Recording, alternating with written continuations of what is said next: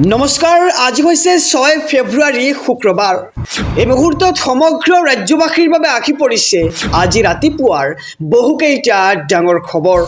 অসমৰ মিয়াৰ সমৰ্থনত এইবাৰ আছাদুদ্দিন ওৱেইচি মুখ্যমন্ত্ৰীক উভতি ধৰিলে ওৱেইচিয়ে। এক ডাঙৰ খবৰ জনাইছো সমগ্ৰ ৰাজ্যবাসীক। মিয়াক কষ্ট দিবলৈ কোৱা মুখ্যমন্ত্ৰীক উভতি ধৰিলে ওৱেইচিয়ে।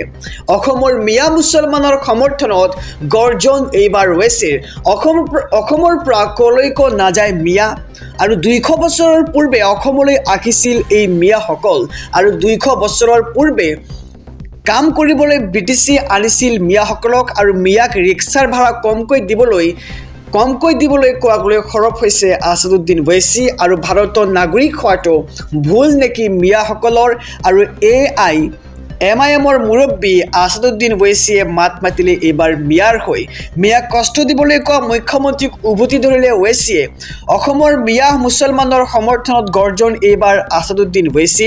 মিয়াক কষ্ট দিবলৈ কোৱা মুখ্যমন্ত্ৰীক উভতি ধৰিলে ওৱেইচিয়ে। আৰু অসমৰ মিয়া মুছলমানৰ সমৰ্থনত এইবাৰ গৰ্জন ওৱেইচি। অসমৰ পৰা কলৈকো নাযায় মিয়াসকল আৰু 200 বছৰৰ পূৰ্বেই অসমলৈ আহিছিল মিয়াসকল আৰু 200 বছৰ পূৰ্বে কাম কৰিবলৈ ব্ৰিটিছে আনিছিল মিয়াসকলক। জনাইছো আৰু এটি ব্ৰেকিং নিউজ, ডাঙৰ খবৰ। আল্লাহ আল্লাহ বুলি কাতৰ চিঞৰ, বিস্ফোৰণত একেলগে মৃত্যু 10 শ্ৰমিকৰ। এক হৃদয় বিদাৰক খবৰ জনাইছো সমগ্ৰ ৰাজ্যবাসীক। আল্লাহৰ নাম লৈ বিস্ফোৰণত মৃত্যু অসমৰ 10 শ্ৰমিকৰ। আল্লাহৰ নাম লৈ বিস্ফোৰণত মৃত্যু অসমৰ 10 শ্ৰমিকৰ। মেঘালয়ৰ কয়লা খনিত ভয়ংকৰ ঘটনাৰ শিহৰণকাৰী দৃশ্য। ভয়ংকৰ শব্দত তছনছ হৈছিল 10 শ্ৰমিকৰ দেহ আৰু বিস্ফোৰণৰ পাছতে শ্ৰমিকৰ গাত খহি পৰিছিল প্ৰকাণ্ড পাহাৰ আৰু খনন চলাই থকা অৱস্থাতে ঘটিছে এই অঘটন। মেঘালয়ৰ তাজকুৰ চুটাঙ্গা এলেকাত এই ঘটনা সংঘটিত হৈছে আৰু ঘটনাস্থলীলৈ ৰাওনা হৈছে উদ্ধাৰকাৰী দল। কয়লা খনিৰ ভিতৰত আবদ্ধ বহু শ্ৰমিক আৰু ইয়াৰে এজন শ্ৰমিক কাটিগড়াৰ বিহাৰা গাঁৱৰ বুলি চিনাক্ত কৰা হৈছে। আৰু মেঘালয়ৰ কয়লা খনিত ভয়ংকৰ ঘটনাৰ শিহৰণকাৰী দৃশ্য। আল্লাহৰ নাম লৈ বিস্ফোৰণত মৃত্যু অসমৰ 10 শ্ৰমিকৰ। আল্লাহৰ নাম লৈ এতিয়া মৃত্যু হৈছে অসমৰ 10জন শ্ৰমিকৰ। মেঘালয়ৰ কয়লা খনিত ভয়ংকৰ ঘটনাৰ শিহৰণকাৰী দৃশ্য। জনাইছো আৰু এটি ব্ৰেকিং নিউজ, ডাঙৰ খবৰ। পাকিস্তানত আছে গৌৰৱ গগৈৰ পৰিয়ালৰ বেংক একাউণ্ট। 8 ফেব্ৰুৱাৰীত মুখ্যমন্ত্ৰীয়ে দিব সকলোবোৰ তথ্য। এক ডাঙৰ খবৰ জনাইছো গৌৰৱ গগৈৰ পাকিস্তান লিংক সন্দৰ্ভত মুখ্যমন্ত্ৰী ডক্টৰ হিমন্ত বিশ্ব শৰ্মাই আকৌ খুলিছে মুখ। সাংসদ গৌৰৱ গগৈৰ বিৰুদ্ধে বিস্ফোৰক তথ্যলৈ সৰব হৈছে ৰাজ্যৰ মুখ্যমন্ত্ৰী ডক্টৰ হিমন্ত বিশ্ব শৰ্মা। পাকিস্তানত আছে গৌৰৱ গগৈৰ পৰিয়ালৰ বেংক একাউণ্ট। গৌৰৱ গগৈৰ পৰিয়ালৰ বেংক একাউণ্ট এতিয়াও সক্ৰিয় হৈ আছে পাকিস্তানত।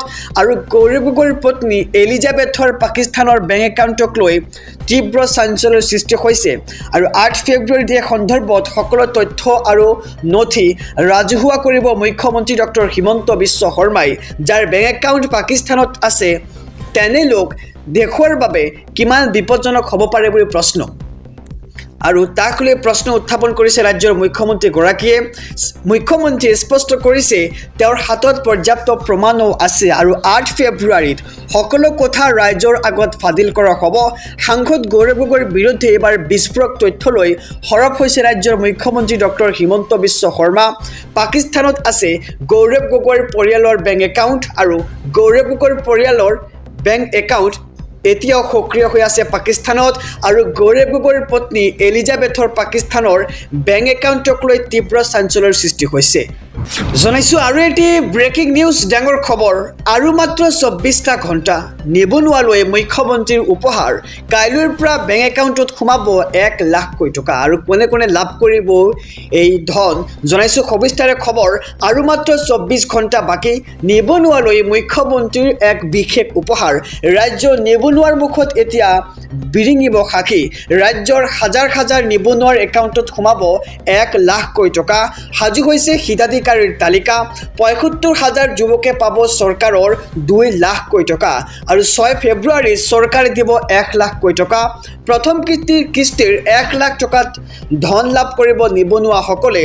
আৰু 15 ফেব্ৰুৱাৰীলৈকে দিয়ক হ'ব এই ধন। CM AAA আঁচনিত আবেদন কৰা যুৱকে শীঘ্ৰেই লাভ কৰিব এই ধন। আৰু 6 ফেব্ৰুৱাৰীৰ পৰা বিতৰণ কৰা হ'ব CMAAA আঁচনিৰ ধন। মুখ্যমন্ত্ৰী ডক্টৰ হিমন্ত বিশ্ব শৰ্মাৰ এই বৃহৎ ঘোষণা আৰু মাত্ৰ কেইটামান ঘণ্টা নিবনুৱালৈ মুখ্যমন্ত্ৰীৰ উপহাৰ আৰু ৰাজ্যৰ নিবনুৱাৰ মুখত হাঁহি বিৰিঙিব। ৰাজ্যৰ হাজাৰ হাজাৰ নিবনুৱাৰ একাউণ্টত সোমাব 1 লাখকৈ টকা। ৰাজনৈতিক প্ৰেক্ষাপটৰ এটি ডাঙৰ খবৰ। আসন অধিক লাগিবই, নিজ স্থিতিত অটল অগপ। এক ডাঙৰ খবৰ জনাইছোঁ সমগ্ৰ ৰাজ্যবাসীক। বিজেপিৰে মিত্ৰতাক লৈ নিজ স্থিতিত অটল অগপ। মুখ্যমন্ত্ৰীয়ে ক'লেও পূৰ্বতকৈ অধিক আসন বিচাৰিব অগপই। আৰু এতিয়ালৈকে বিজেপি অগপৰ হোৱা নাই মিত্ৰতাৰ আনুষ্ঠানিকতা। আৰু অগপই এতিয়ালৈকে চিন্তা কৰা নাই বন্ধুত্বমূলক প্ৰতিদ্বন্দ্বিতাৰ কথা। অগপৰ কাৰ্যকৰী সভাপতি তথা মন্ত্ৰী কেশৱ মহন্তৰ এই ডাঙৰ মন্তব্য জনাইছোঁ সবিশেষ খবৰ। আসন বুজাপৰাক লৈ অগপ বিজেপিত হৈছিল চূড়ান্ত মতভেদ আৰু আসনৰ সংখ্যাক লৈ অস্বস্তিত শীৰ্ষ নেতৃত্ব। আৰু বিজেপিৰে মিত্ৰতাক লৈ নিজ স্থিতিত অটল অগপ। মুখ্যমন্ত্ৰীয়ে ক'লেও পূৰ্বতকৈ অধিক আসন বিচাৰিব অগপই।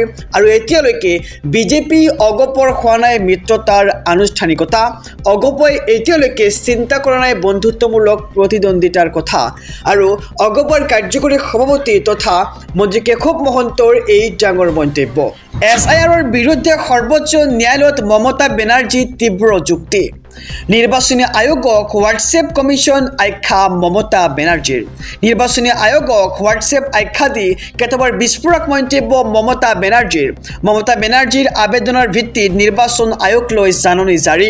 সোমবাৰৰ ভিতৰত নিৰ্বাচন আয়োগে দিব লাগিব প্ৰতিটো প্ৰশ্নৰে উত্তৰ। জীৱিত লোককো মৃত ঘোষণা কৰি নাম কৰ্তন কৰা বুলি আদালতত যুক্তি।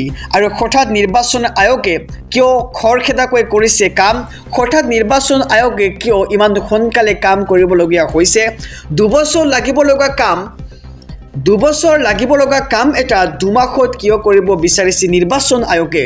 আৰু নিৰ্বাচন হ'ব লগা 4খন ৰাজ্যৰ 3খনত SIR হৈছে। আৰু বিজেপি শাসিত অসমত কিয় SIR প্ৰক্ৰিয়া আৰম্ভ হোৱা নাই? আৰু এনেবোৰ কেতবোৰ বিস্ফোৰক মন্তব্য পশ্চিমবংগৰ মুখ্যমন্ত্ৰী মমতা বেনাৰ্জীৰ। অসমতে সংখ্যালঘু হোৱাৰ পথত অসমীয়া। ৰাজ্যৰ মুখ্যমন্ত্ৰী ডক্টৰ হিমন্ত বিশ্ব শৰ্মাৰ এই ডাঙৰ মন্তব্য। আজি অসমতে সংখ্যালঘু হোৱাৰ পথত অসমীয়া। মুখ্যমন্ত্ৰী ডক্টৰ হিমন্ত বিশ্ব শৰ্মাৰ এই ডাঙৰ মন্তব্য। কেৱল এঠাইত নহয়, ৰাজ্যৰ বহু প্ৰান্তত সিঁচৰিত হৈছে বিদেশী।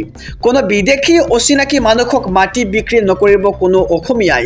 আৰু সংকল্প লওক আমি কোনো কামৰ বাবে যাতে সহায় নলওঁ বিদেশী মিয়াৰ। আৰু আপোনাৰ গাড়ীখন চলাবলৈও বহিৰাগতক নহয় কোনোবা অসমীয়াক দিয়ক। আৰু আপোনাৰ উদ্যোগত চাকৰি কৰিবলৈ বিদেশীক নহয় অসমীয়াক লওক। আৰু ব্যৱসায় বাণিজ্য আমি অসমীয়াই ধৰিব লাগিব। সকলো ফালৰ পৰা অসমখনক ধৰি ৰাখিব লাগিব আমি অসমীয়াই। আৰু আমি অসমীয়া জীয়াই থাকিব লাগিব।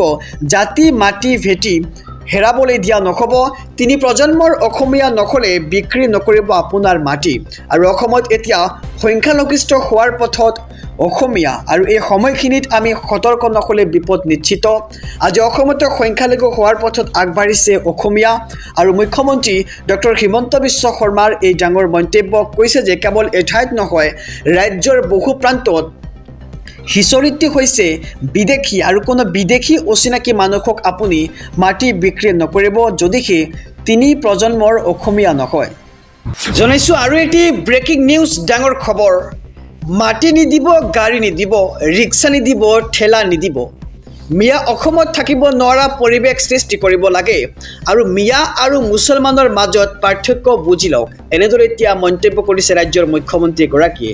জনাইছোঁ বিস্তাৰিত খবৰ। মিয়া অসমত থাকিব নোৱাৰা পৰিৱেশ সৃষ্টি কৰিব লাগে। মাটি নিদিব, গাড়ী নিদিব, লগতে ৰিক্সা আৰু ঠেলাও নিদিব। তেতিয়া বাংলাদেশী মিয়াই নিজেই অসম এৰি বাংলাদেশলৈ পলাই যাব। প্ৰত্যেক দিনে অসমৰ পৰা 20ৰ পৰা 25টা বাংলাদেশী গৈ আছে। ৰিক্সাত উঠাৰ আগতে চাই লওক কাৰ ৰিক্সা। 1.5 লাখ বিঘা মাটি খালী কৰা হ'ল।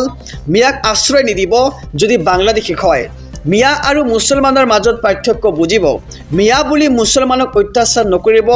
আৰু আনফালে মুছলমান বুলি মিয়াক ৰক্ষণাবেক্ষণ নিদিব অসমবাসী ৰাইজে আৰু অবৈধ মিয়াৰ বিৰুদ্ধে কঠোৰ হৈছে ৰাজ্যৰ মুখ্যমন্ত্ৰী ডক্টৰ হিমন্ত বিশ্ব শৰ্মা। মিয়া অসমত থাকিব নোৱাৰা পৰিৱেশ সৃষ্টি কৰিব লাগে, মাটি নিদিব, গাড়ী নিদিব, ৰিক্সা নিদিব আৰু ঠেলাও নিদিব। তেতিয়া বাংলাদেশী মিয়াই নিজেই অসম এৰি বাংলাদেশ যাব আৰু প্ৰত্যেক দিনে অসমৰ পৰা 20ৰ পৰা 25টা বাংলাদেশী গৈ আছে আৰু ৰিক্সাত উঠাৰ আগতে আপুনি চাই লওক যে সেয়া মিয়া নে আন কোনো লোক।